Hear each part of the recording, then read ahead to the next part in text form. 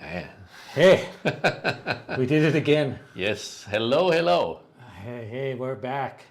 And we have real names on the people in this screen. Yes, people were a little confused last time. I was Dave.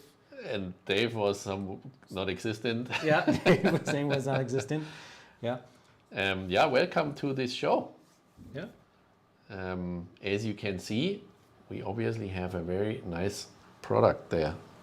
On this side. Yes, we have a very exciting new product, Lensman 2, in the metal today. Yeah. We're going to be showing you all the little details of this watch and tell you a little bit more about it because there's a lot to unpack. It's quite unlike anything else that is out there that I've seen. You can speak louder, I think. And because my technology shows that you're not loud enough. Okay. Yeah. All right. I'll speak louder. I did notice, Andy, that you did get our names mixed around. You know. Why? Okay. Eh? Yes. Landon is on the right, Andy is on the left. Okay. Just so everybody understands, yeah, we're kind of switched spots. But anyways, yeah, we were excited to launch Lensman 2 and to bring you this very special live stream. So we're going to go through the watch today, tell you a little bit about all the functions, go through the different colors, the different options that we have, as well as tell you a bit about the upcoming pre-order and everything that's included there. Dave, anything you want to add off the bat here? No, I think we're going to have a talk through things. We'll I talk just about wanted the to make different clear functions that of I the changed watch. it, yeah? Yeah, okay, good. On the fly, technology on the fly. Nothing like a smooth conversation here. Smooth and professional as always. Yeah. So let's go to the next slide here, Andy, Yeah. and we'll just look at. I just want to say one thing here up front. Okay. You know, I have never been so proud of our team for the product we have made like this one, because this is so good. And when I first time saw it, and because I thought our company will never ever make a squarish kind of watch. That was some sort of no-go for me in the past 15 years. Well, in the initial reading documents, when I first started, it said, we make round watches. Yeah, it makes round watches. But that design is just so good and it wears so incredibly well that I said, yeah, that's the watch. That's the thing we need to make. And we made it, and it became better and better with every design iteration we had. And now it's the time to launch that. And we will talk about that today. Yeah, exactly. And as we're going along, please use the live chat, chime in, ask some questions, and we'll try to address everybody as we go through. I already see there's one question there. We'll get to it here in a little bit. Okay. Yeah. So today we've got a few different things to go over. We're just going to introduce the watch, talk about the exposure function, the case construction. Andy's going to cover that. I'll cover the exposure function. Dave's going to tell us about the 24-hour GMT, some of the different additions. We'll talk about Griffin, who was on the live stream with us, was it last week? The week before? Yeah. And then we'll get into the pre-order details. And of course, we'll look at some real watches and see how they look in the metal. I can see Dave is just itching there to hold up his Lensman. Yeah. It's in the north. Yeah, exactly. In the high north. And as I'm always a fan of some jokes and a little, we always get some stuff from some of our fan base. So I actually have also some nice little arrangement here. Yeah, look at that, Arthur. Nice to see you again. I see you in the Isn't comments. Nice? I love that arrangement. So you will find it in my WhatsApp stories or something like this. It looks like everybody's approving of the Lensman there.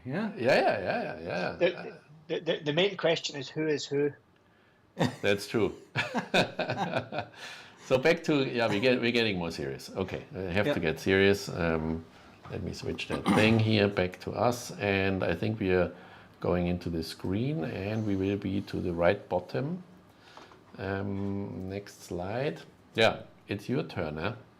Yeah. So Lensman 2. When did it start? It started about a year and a half ago. We started looking at exploring some different ideas that we had in the company and where we wanted to go with watchmaking. Everything at HORAGE happens within within our interests, yeah, for the most part. So myself, I'm a photographer. We have a lot of other photographers that we work with and that are also close to the brand. And obviously, we're watchmakers. We're a watchmaking company. So we looked at how we could combine those two interests and in those communities to bring together a watch that is both really form, function, but is aesthetically beautiful. And we started talking to Marcus. Marcus is one of our engineers here, Marcus Lindstedt, and he is an individual that can really unpack complicated things and simplify them. He's also into photography. He collects everything. Whenever we want to buy some stuff, he yeah. says, no, don't buy that. Yeah. That's not good. Do some more research, buy this and that. And so he's our wizard and how do you call it, encyclopedia. Yeah. When it comes to watch and tech. Yes, definitely. And he came up with this, basically with this idea, based on some historic. You had these discs from Agfa where you can actually turn them around and see where is actually the shutter speed to be put. That's something which was always a miracle for me. I'm a complete dumb idiot when it comes to photography. I just can operate a phone. And so that actually helped me also to understand it, to be honest. Yeah, it's, I've shot photography for over 20 years now. And I shoot manually. You know, anybody who's worked as a professional photographer is shooting manually. But people that I would meet that would ask, you know, whether it was back in the day when I was shooting a wedding or I was in underwater photography or shooting some snowboarder, you know, flying off a kicker somewhere in the outback.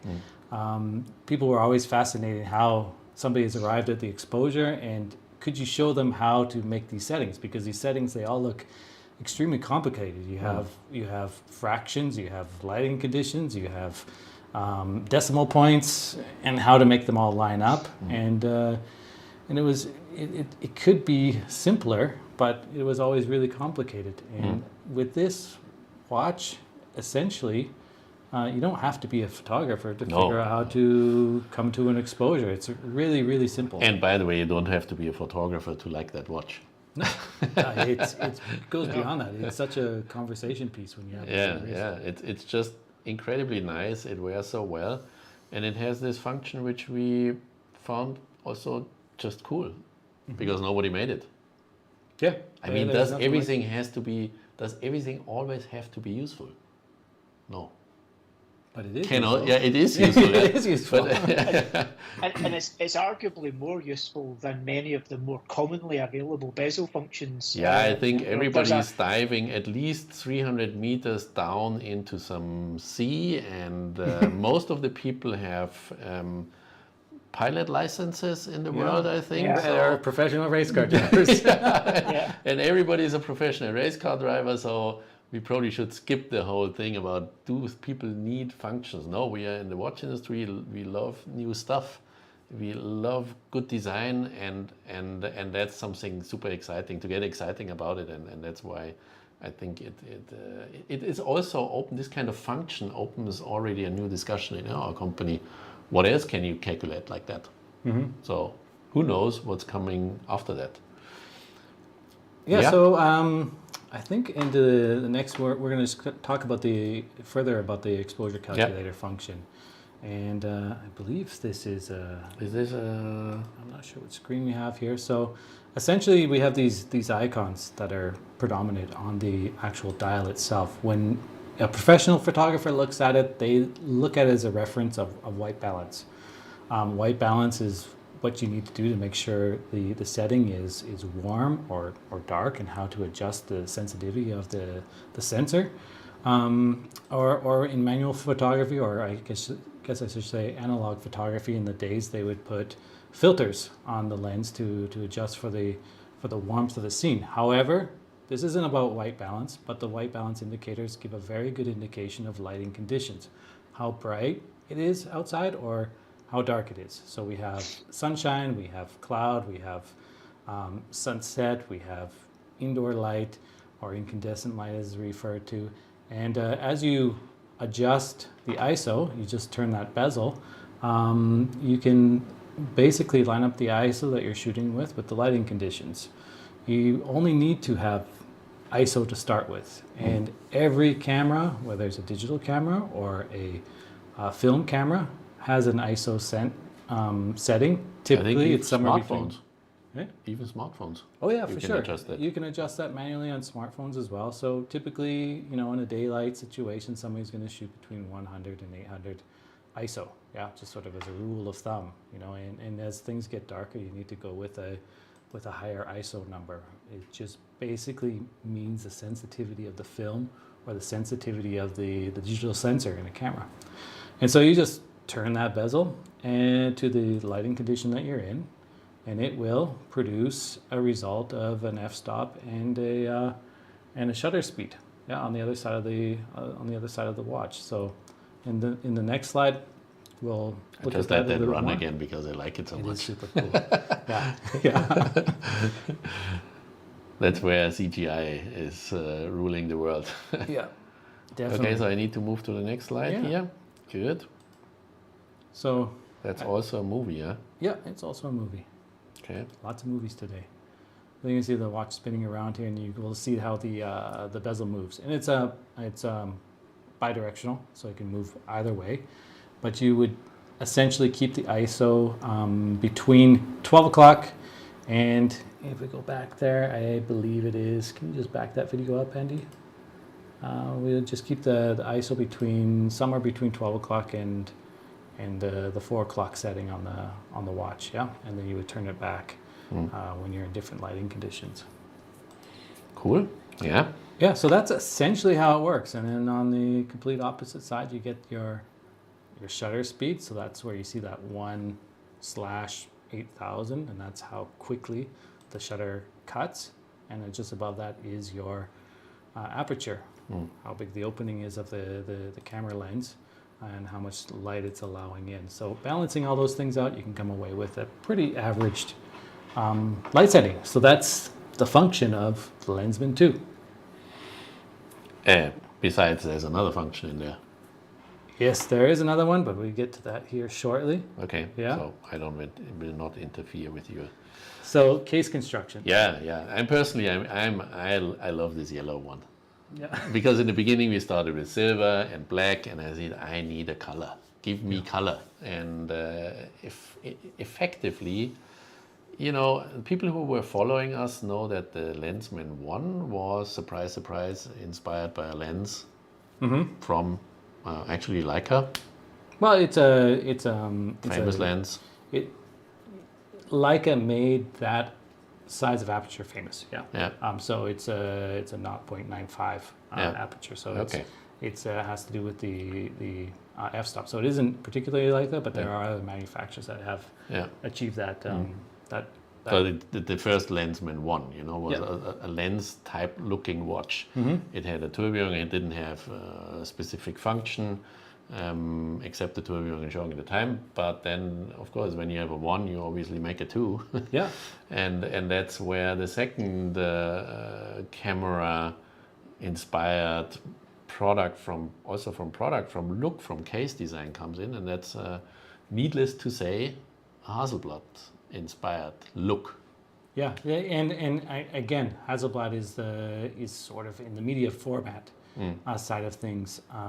The most iconic camera body. It went to the moon. It's Brian Griffin. He shot with Hasselblad for so many years, and it just has this very distinct style to it. So when you see this interplay of the black anodized aluminum. Yeah. Aluminum and this framing, and the grade 5 titanium. This sort of really ties back to that iconic look of the medium format camera. And Andy, you can speak to more detail about how the case construction is. Yeah. And we'll show that with another animation here, and how we're achieving this. Yeah. Yeah, I mean, another rule I had was no black PVD cases. Yeah. So black PVD cases, as someone who comes from or generally knows that when you have edges, you get always a problem with, you hit the wall and then you see through the silver thing of the steel of the coating.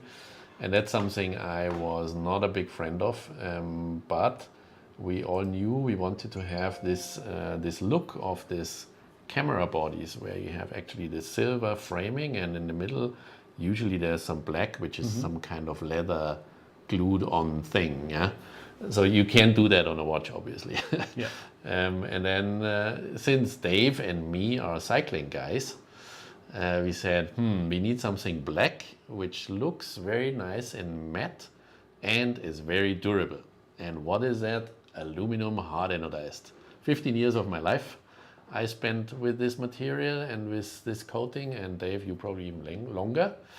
And so we actually machined the case body from aluminum and then applied hard anodizing as the blackening part to the aluminum, and that's pretty hard material, and it goes also deeper into the material. Everybody who is in cycling, who has a suspension fork with a black stanchion tube, knows exactly how durable it is, so you can hit stones against it, and we are pretty sure that this is a durable enough black finish that you do not see these problems which we usually have. And there's of course this frame around, so a titanium frame, which is titanium grade 5. You call it exoskeleton, Yeah. which it is effectively. So this frame actually here is out of solid titanium grade 5 machined, and so you can imagine we are facing some serious challenges in putting everything together, because these are two different manufacturers, so we need to put that together and make it fit. First of all, we make actually the aluminum part, then actually we fit the titanium part to the aluminum part, and afterwards it's screwed together with 2 screws here behind the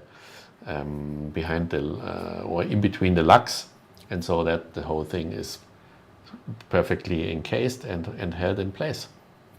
And it is extremely flat. It wears extremely. It is 10 point. What do we have? It's right around 10 millimeters. 10 millimeter, but it wears even flatter. Yeah. I don't know why it feels so flat. First of all, it's also super light. You hardly feel it, and it gives a very how to say, comfortable feeling and look on the wrist. Dave, do you have yours on there? Can you? Yeah. And you just show the side profile there. Yes. Yeah, it's unbelievably. It's so low profile. It's extremely comfortable. It's a very. We do it head on. It's not a big watch. It's easy to wear, as you mentioned, Andy. It is also wait. We can. light. I put you there. Now you see yourself better. Yeah. Oh, wrong way. Yeah, it's the wrong way. and Dave actually has the correct strap that's shipping with it, because we're just starting the pre-orders and we're preparing the first samples. Yeah. You'll see a number of different straps in the samples that we have here. Dave actually has the right strap, as you see in the animations. It's the correct one. The ones that Andy and I have here on the table are not the correct strap, but Dave has it right there. And it's a beautiful rubber material. It's extremely flexible, contours to your wrist very nicely. Good. Yeah, and it's got a really nice lining in it as well. So the lining in it is very comfortable. It's got a kind of suede styled liner in it, so it's nice and comfortable against the wrist, and you don't get that. I recognize I don't have you in big style. in big format. I don't have a scene for him, just showing him. We'll get to that. Yeah. I think everybody sees Dave. Okay. Technology. Good. Technology. Good. Let me switch back to that thing here. I think we let it run again because it looks nice. Yeah. Inside, of course, K2. Yes. So 72-hour power. So it's a micro rotor, our K2 micro rotor in there. So that's the same one that you would find in Super Seed. 72-hour power reserve, incredible rewinding efficiency. The watch comes with, in a standard version, with a rhodium plated or rhodium coated tungsten. And in our special edition for Brian Griffin, it comes with the PT950 platinum. And so both of them share the same aesthetic on the case back, but there's slight difference in one being a precious metal and one being tungsten. We're getting some questions here. Yeah, we're getting some questions in here. We got some questions. So AZ Time, you're asking about basically ordering the black and yellow version and the option to purchase Brian's artwork. With it, the Brian's artwork is only included in the special edition for Brian himself, yeah, and in that project.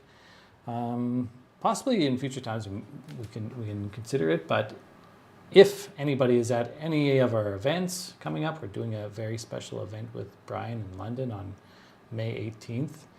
You'll be able to see his works, and he will also have some items there as well available for purchase. So just give us some time. We're still working out some of these details, but for the most part, the box sets that we do provide with the Lensman 2 are only included with the Lensman 2 Brian Griffin. Yeah.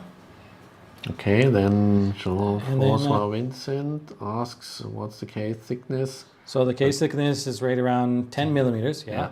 On paper it's somewhere right at 10, and then in the metal it's maybe 10.1, 10.2, somewhere in there, because you have to allow for tolerances within manufacturing specifications as well as with seals. And then we have another question here. Interesting. This is a 24-hour collar GMT when the first K2 was a 12-hour flyer GMT. What motivated the change? Well, the next thing we're getting to is the GMT, and Dave's going to take that away. And so we'll get Dave talking about the GMT function. And we have this beautiful luminous image here, and you can see the GMT hand standing pretty predominantly. And Dave, I'll let you take it away here. Absolutely. So, yes, you're correct in saying that this one has a slightly different implementation of GMT compared to the Superseed. There's lots of names for these. Typically some people call it True GMT and Office GMT. Some people call it Traveller. There are pros and cons to both, but effectively on the Superseed, it had an hour hand that you would adjust in 1 hour increments, what's typically called a True GMT. But it also has a day-night indicator on there as well. Whereas on this one, that being the Lensman 2, we have a 24-hour, you can see it on the image here, you have the 24-hour indicator, and you have the independently adjustable GMT hand that does one full rotation per 24 hours, more typically called an office GMT. It's just a different way of implementing it. Obviously, without the day-night indicator on this model, it's much more difficult to tell the time zone on a more conventional true GMT. So this one allows you to set it to a GMT zone. Again, it really depends. If you're someone who travels a lot, sometimes a true GMT can be more useful. If you're really in one location and just want to permanently show a second time zone, this office style GMT can be more beneficial than a true GMT. But they're both proper GMT watches. It's just different implementations in terms of how these are put out into the market. I personally am more a fan of this style because more traditionally for me, I would set the GMT to my home time and I adjust the time on the main watch when I move. But everyone's got different opinions on these things. But I think it allows for a very clean implementation of GMT on this watch. Yeah, and the reasoning for incorporating a GMT into this is that the traveling photographer, they're flying all over the world. A good friend of mine, Nicky Valto, he just took home an Oscar a month ago, last month. Yeah, and he's traveling all over the world working on documentaries. I showed him this watch and all of the other guys that he works with, freaking out, and they were all completely freaking out. Like, oh man, I can be on set here, and I set the GMT hand to this, and of course they can calculate a proper exposure just as filmmakers as well, and it really is for the traveling photographer and also for anybody who travels and anybody who's ever carried a camera in their life. I'm also more on the 24-hour GMT thing. Yeah. To be honest, and I don't travel so crazily much. Mm-hmm. So I personally always have a tendency to know what it is, probably in Taiwan or in America. Yeah, that's my thing. Yeah, I'm the same. I would typically set the GMT function to a time of people that I want to know where they are in the world, so I don't phone them in the middle of the night. Yeah. Okay, so let it run again. Yes. Then we are good to go here. I think everybody understands that. Any more questions here? No, we don't have any. It's quiet in the comments today. Yeah. Yeah. So, Yeah. no, then next it. thing here. Yeah, I think most of the people saw it already somewhere. 3 versions. Yeah, these are the different. We started with silver in the beginning. Yeah, the original idea was to go with silver, and then we started talking with Brian, and we said we're going to be coming out with we're looking at a few different color options, and Brian said, I want to have silver. He's a photographer. He looks at how things look on an individual when he's doing certain portraiture and stuff like that, and he thought that one resonated with him the most. He was sort of tied between the yellow, because he really loved that vibrant color. But he settled on the silver, and so we selected the black and the yellow as the standard versions. And I should point out, if you're looking at the black, it does have yellow luminous markers. Yeah. Whereas in the prototype David has, the other one here, we still just have the white markers in there, but the production models will have the yellow luminous in them. And no matter how you combine it, it's cool. Yeah. Yeah. Yeah. So now the problem comes already. How to choose? Yeah, you can go for a very sleek and under the radar with the all black and the black strap, and then change it up a little bit with a hint of yellow on the strap, or you can go all in, all yellow. Yeah. And it's Yellow black. It's super cool. I just love it. Can't even say so much about it. It's so cool. You also have quick release strap adjusts on there as well. Yeah. So if you do want to change your straps out, and you want with to a little thing, the capsa thing. Yeah. So we can see on here, it's super simple. There we go, done. You're on the wrong side. Yeah. There you go. Good. Perfect. It's super simple. So if you want to have quite an understated watch, or you want to brighten it up, it's very simple to change the straps over. Yeah. okay. Right on. Then So we'll move on to Brian's watch here. So this is the Brian Griffin limited edition. As we mentioned, he went with the silver dial and also with the black strap. On the back side, as I mentioned earlier, we have for the standard, it is the rhodium coated tungsten, and for Brian Griffin, it is a platinum rotor.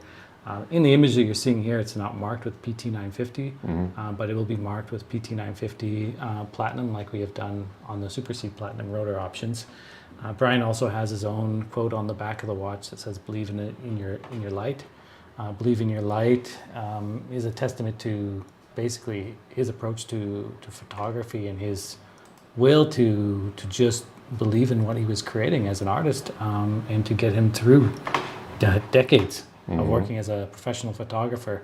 And with the Brian Griffin Special Edition, you'll have a choice of selecting from his archive various images, and we'll show some of those. Actually, we actually did show it in the last live stream, but we are actually going to have a vote in the forum coming up in the next day or two, where you'll be able to vote on the images that will be included in the box set. So be sure to sign up to our forum, shop.horage.com/forum, and you can take part in the vote of the images that are going to be included in Brian Griffin's box set there. Yeah. Cool. And we'll just jump to the next slide. Yep. And if you're not familiar with Brian's work, he's done some incredible things in the past. So he worked on, tomorrow is actually May the 4th. If anybody knows what May the 4th is. May the 4th be with you. Yeah. Star Wars. You had your Star Wars shirt on earlier today. Yeah. Okay. Yeah. I am your father. Yeah? I'm your father. Yeah. Luke, I am your father. I was hoping you still have that on today. I was in the gym. I was in the gym, so it probably you didn't want to smell that shirt now. No. It was a gym shirt. Yes. Thanks for changing it. But Brian, he actually photographed the cast of Return of the Jedi in Elstree Studios in London in 1982. So it was very. I mean, who would have thought at that time that that film, when they're filming it, and these images that he created would become so iconic. And he also was very well known for the number of album covers he did. He photographed nearly 250 album covers from Depeche Mode to The Clash to Iggy Pop. In the top left here we have A Broken Frame, which is from Depeche Mode, their album A Broken Frame, and it's probably his most recognized image that he's created. It was a cover of, I believe it was Life magazine, for the greatest photographs of the decade, from 1980 to 1990. And he's also in the album cover Hall of Fame as well as a photographer. Dave, you asked about this one the other day when we were talking to Brian, the image below of the hair. Yeah. Yes. Yeah. Yeah. This is a family show, though. I don't know if we're allowed to actually tell the story. But I have a funny feeling that it might be on Scottish Watches in future times. That story. Yeah. Yeah. That story. If you want to hear the full narrative of that story, maybe listen to that recording, because it's maybe a little early in the evening. People will be having their dinner at this time, and far too early for people on the west coast of North America. Yeah, sitting together at the breakfast table with the kids. Nobody needs that drumming out over kitchen. Yeah, but if you don't know who that is, Brian May of the band Queen. Yeah, and Brian did explain that this was shot for the Sony Walkman. Anybody remember what a Walkman was? Yeah. It is? Yeah. Definitely. Yeah. Tape cassettes, so before the CD. Do we show some real stuff also? We're going to get to those right away. Because we don't want to close here with the last slide, I guess. No. So we'll get the technical details out of the way. Yeah.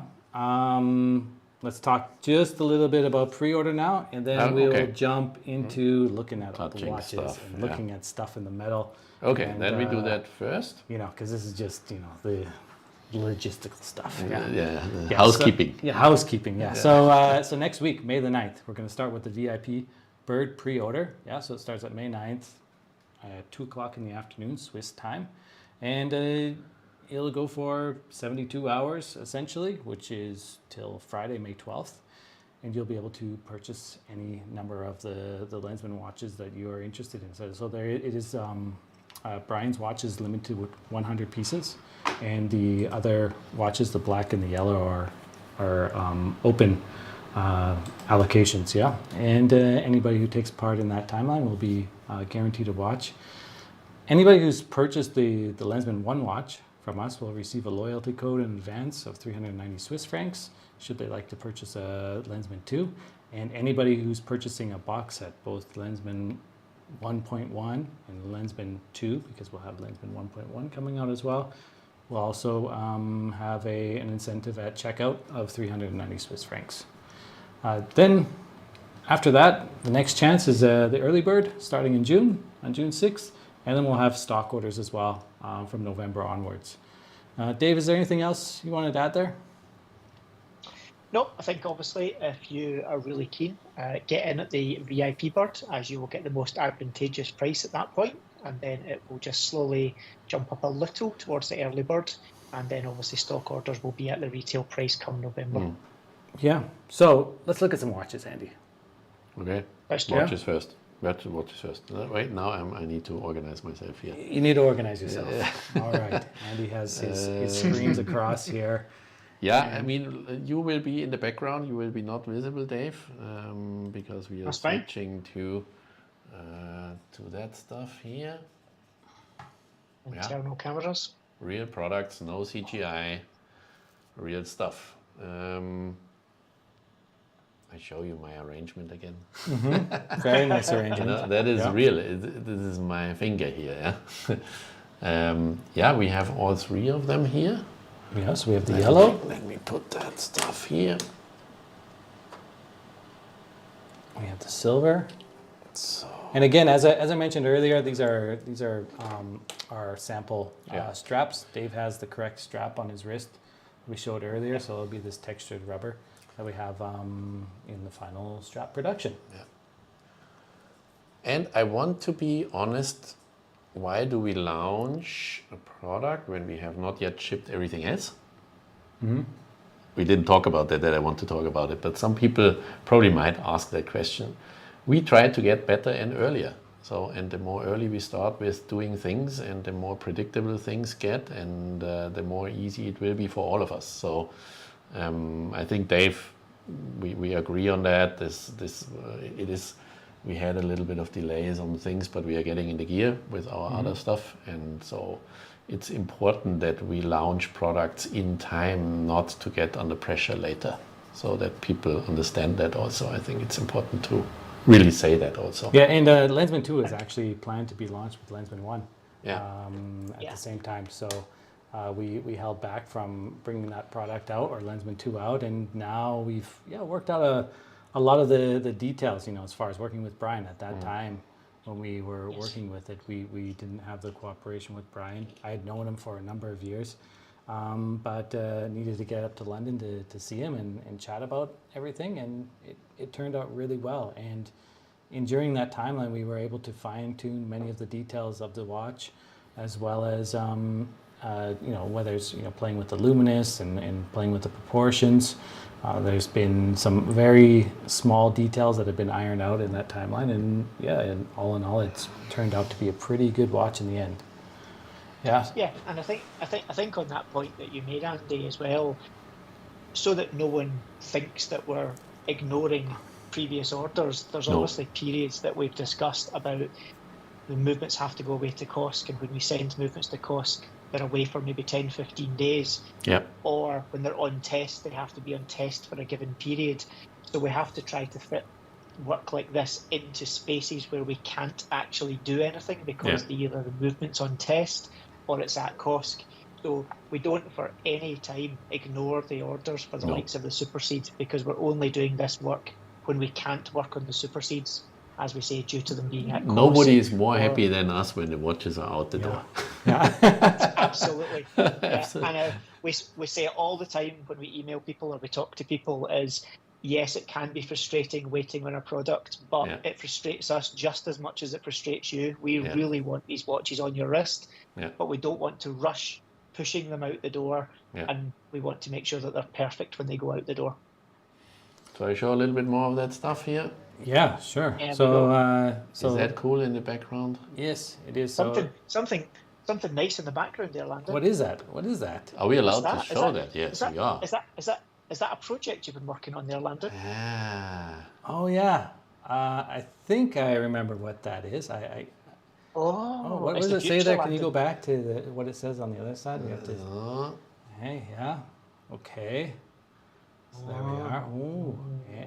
So HORAGE, and it goes this. Then we turn back. We need to read it. There we go, Andy. We're going in the right direction. Yeah. So as some of you might know, I took on a little project that I thought extra might be work. fun, a little extra work, to create a book. Yeah. And initially, the idea was to create a photo book, but as I got deeper involved in this, I decided to take you on a little bit of a journey into our approach to watchmaking, as well as our values and where we're going as a company. And so this is actually the book that will be shipping with the Lensman 1 order. So anybody who's ordered the Lensman 1 will receive this book, and anybody else will and be it's a able big to, book, you know. It'll be available in the store later on Yep. at a future date. But we do not show everything now. Now I need to photograph it Okay, do a few good. a few things with it. But I like this in the background here, you know. I just like that thing here. Yeah, it's cool. That arrangement. Getting very meta there. I want to have it as my background presentation thing. Okay, I got I tried that.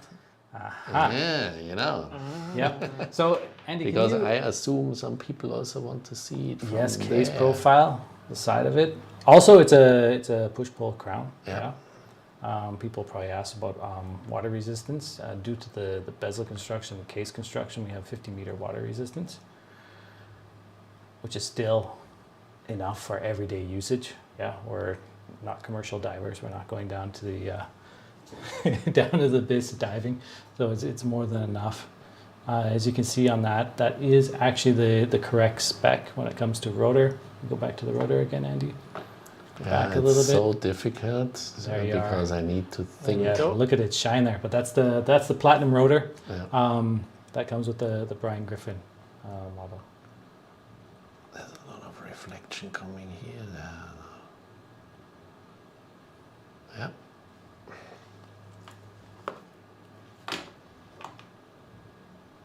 So that is the silver model, and then we have the yellow and the black. Be careful with those, Andy. They still need to make their rounds around the world. Told me that they need to survive at least. Be careful. They have to survive at least 15 minutes in your hand. It's a watch, should be worn, you know. Yeah. I love that yellow watch. It's so good. It's unbelievably good.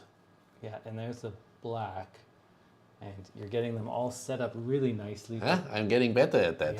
I made markers here on the table and tried before because you need to think reversed all the time. Yeah. One thing we haven't showed it is actually the bezel turning in real life. Yeah? Shall we do that? Yeah, we should do that. Let me, where, on which one You could do it on the top-down camera. I can do it also here, I think. Yeah. I try. Okay, be careful of the moving of the watches there. Yeah. And so, and he's going to attempt to turn the bezel. I didn't try that before in this position. No. Where's my fingers? Just turn it. I'm sure he'll find something out there. Yeah? There you go. And so you would just turn the bezel just like that. And just stop, Andy. Yeah. So, and then just turn back the or other, shall I other shift direction. into the other? I shift into the other camera. Probably I think it's better more to do easy. the top-down camera here. Yeah. So, you tell me where to turn what. Okay, so we're going to line up 400 with the sunshine. Yeah? 400 with the sunshine. Yeah. So as you can see there, we're lined up with 400 at the sunshine. Yeah. And then we'll have, we can shoot for f-stop of 5.6 and a shutter speed of 4,000. Yeah. Or you could do f11 for 1,000 or f16 for 500 type thing. Yeah. That's easy. Yeah, it's easy. So when we are like last time doing our powder runs, wait, where are we now? 400 and a little bit of cloudy thing here in between. So it'd be typically the cloud there, so you could do it in between, yeah. Yeah. So let's say it's in between light there, yeah. So it'd be 400, and you could shoot, let's say, typically if you're wanting to do something when it comes to sports, you would go with a higher f-stop. So we'd start somewhere around 5.6 and go up from there because you want to keep most of the images sharp, you know, both foreground and background. And you would do, let's say, 5.6 at a shutter speed of 5,000. Or sorry, 500. 500. Yeah. And having said that, I need to back up because I just referenced action sports. You know, somebody flying through the air, you probably want to have a minimum of a shutter speed of 1,000. Yeah. So you would do an f4. Yeah. Okay. Yeah. Understand. Okay. Cool. Yeah. Can you turn over the back of the back of the watch? Yeah. There, you have a nice view of the K2 caliber. On the standard version, you have the saying there, you don't take a photograph, you make it. Yeah. And there you have the yellow side by side. AZ Time was asking if it's a flat or if there's some sunburst. As Sue said, it's almost flat with just a little bit of brushing in there. It's difficult to see with the lighting, but there's so much depth in that dial, and especially when you get it on an angle, yeah. I put my arm underneath that thing, yeah? Okay.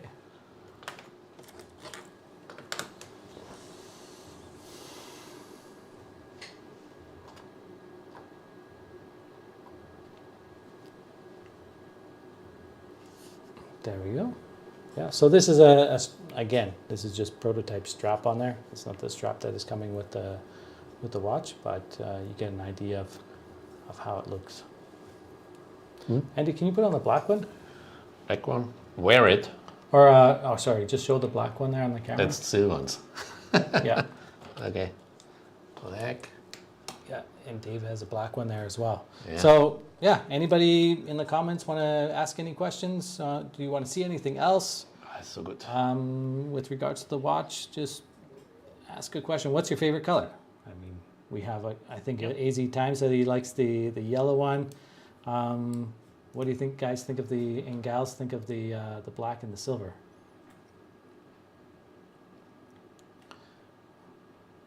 Okay. Probably just buy both. You can just buy all three. And then you have all three of them, add to the collection. It's like with bicycles, one should own more than one. Yes. No, it's a necessity. No question about that. You have a There's few. a strap I'm sure for you. Dave has a few. Yeah, wait. You are getting back here with the strap. I mean, I could quickly make you stay like this, and we make the magic thing here, Oh, look at that. There you go. Okay. You can see the texture, and if you look at it closely, it looks like it's a woven fabric, but it's actually rubber. So it's very durable, very sporty, really kind of nice touch and feel to it in terms of its aesthetic and its feel. And as I've said before, you've got this suede style lining. If I can get better. There you go. There you go. You've got this suede lining on the inside, which means it's super comfortable on the wrist. It's not sweaty at all, like you get from certain rubber straps. It's super wearable, super easy. And I have been wearing this one a few times, and I've found the strap super comfortable. It's totally new material from the supplier. Very, very flexible as well, so you can see. I had a hard discussion with my wife because I wanted to have leather. Yeah, super flexible. But then she convinced me. Yeah, no, it is actually a really nice strap. It is the perfect hybrid between leather and rubber. Yep. Because I'm not a rubber guy. But and as you find quite often with leather straps, you have to wear them for a while to let them break in. And some rubber straps are too stiff, but this one seriously is extremely flexible, as you can see here. I'm not putting a lot of pressure on it. So it molds to your wrist really nicely. It's very comfy from the get-go. Yeah. Yeah, so. Good. I think we need to go back to some slides here. And so you might want to change the screen there, Andy. Yeah. Get this guy smaller again. Yeah. Here, back. There we are, we're back. So We're back. if you want to try on any of these watches, we are going to be in these cities in the next 2 weeks. We're leaving in 2 weeks. So we'll be in London on May 18th. Then we fly over to Hong Kong. Then we're in Singapore, Dave and myself. And we'll also be in Shanghai. So if you would like to join us for a very exclusive event where you get to try on the watch, in London, we'll also be joined by Brian Griffin. You'll be able to meet him. You'll also be able to look at his photographs. And it seems to be like there'll be some very interesting individuals as well from Brian's history in photography that are going to be joining him, very close friends of his, joining us May 18th. If you would like to be a part of these events, please let us know. And we can provide you details privately as to where these events are going to take place and get you on the list for the show. So, and to do that, you can go to lostintime@horage.com, which is our email, and just contact us there directly. And so it's a first-time trip to Hong Kong, Singapore, Shanghai since 3 years. Yeah, since COVID, yeah. So looking forward to meet some friends. Yes. Not It's just been a long business. time. Yeah. So we get to see friends everywhere. Yeah. Oh, I actually missed the date on here when I put this. We're actually going to Taipei as well. Yeah? Yeah, of course. Oh, dear. Oh, man. Oh, geez. I need to do some Adjustment. I could do that right now. No, Yeah? you cannot do that right now. I can do it right now because I'm in that file. We need to update it. Yeah. Yeah? I was just typing too fast here. These launches. Wait, let me see if I can just... Yeah, we'll update that right away. do the quick Taipei. We do it live, or shall I quickly show a watch? Let's show a watch. Yeah. Wait. There you go. Black magic. Do that thing here. There we go. There we go. Something to look at. And in the meantime, I change that thing here. The other thing that people may notice on the GMT function on this watch is we have a loom plot on the GMT hand on this watch, whereas there is not a loom plot on the GMT hand of the Superseed because we've designed that it can be hidden, but this one has a loom plot on What the is the GMT date in hand. Taipei? The date in Taipei is, just a moment there, Andy. I'll get that for you right away.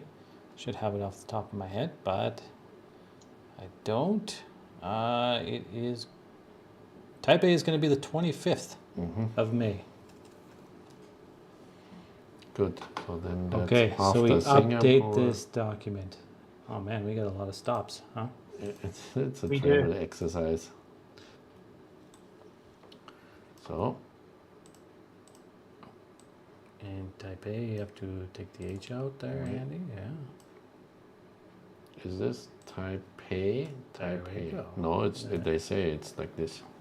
English. Ah, There's an H at the end. no, it's an I at the end. German. I have German. I have German. Andy's German. Yeah. I have a German thing here in my. Okay. Yeah. Okay, so we Back rambled to- on here. Now, We're now back. We're back. There we are. Changed it. So these are the dates. London, the 18th of May. Hong Kong, on May 20th. Singapore, we're looking at doing 2 evenings, possibly. So we're going to be doing that with Watch Wonderland in Singapore. And if you are in Singapore and you do know the folks at Watch Wonderland, you can inquire with them. Oh, that guy. But for all the other events, please just email us, lostintime@horage.com. Andy, Sue, myself, David are going to be in all the locations except for Singapore, just Singapore. It'll be Dave and myself. Indeed, and the emails are coming in already, so people are very active there. That's an email coming in already requesting to attend the London event. Good. Fantastic. I hope we have enough beer. It's an open bar. Ah. No. Never admit to that. That can be dangerous. Yeah, it can be dangerous. Not can, will be dangerous. There's a reason why there's RSVP. You have to Exactly, yeah. provide the amount of consumption you plan to have that evening. But I think Okay, that's I think we pretty much that's it. it. I think that's just covered everything, yeah. Yeah, so again, next week, Tuesday, May 9th, we'll start with the pre-order. By all means, join our forum because there'll be a couple of updates prior to that. We're going to have the image vote for Brian Griffin's images, the ones that will be included with his special edition watch. And there will also be additional details that are going to be transpiring during the pre-order. So definitely join our forum. And if you do have any questions, you can also contact us again at lostintime@horage.com. And for now, That's it. that's it. Yeah. That's So, all. yeah, you have your That's part all, of the folks. party here. Yeah. So thanks everybody. Wonderful to be back again. Wait, one more off. We shall. Oh man, we got Kermit. Kermit. We can have Kermit and we can have